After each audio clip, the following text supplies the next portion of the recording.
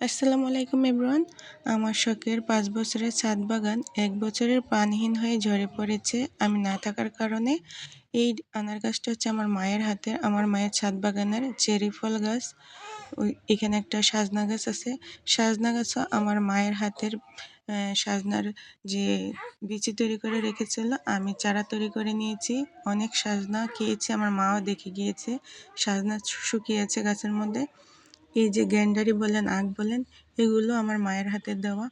আমি অনেক কষ্ট করে ঢাকার থেকে এনে চাঁদপুর শহরে আমার ছাদ বাগানটাকে আমি সাজিয়েছিলাম। আমার মা অনেক খুশি থাকতো গাছগাছালি যত্ন নিলে এবং গাছ ছাদে লাগালে। আমার মা যখন আমার বাসায় আসতো, এই ছাদে এসে গাছের যত্ন নিত। আসলে মালিক ছাড়া কখনোই কোনো কিছু পরিপূর্ণতা পায় না। তো দোয়া করবেন, আবারও ইনশাল্লাহ সারি সারিভাবে আমার গাছগুলা সাজিয়ে নিব, আগাছা পরিষ্কার করে ইনশাল্লাহ। Thank you so much for watching.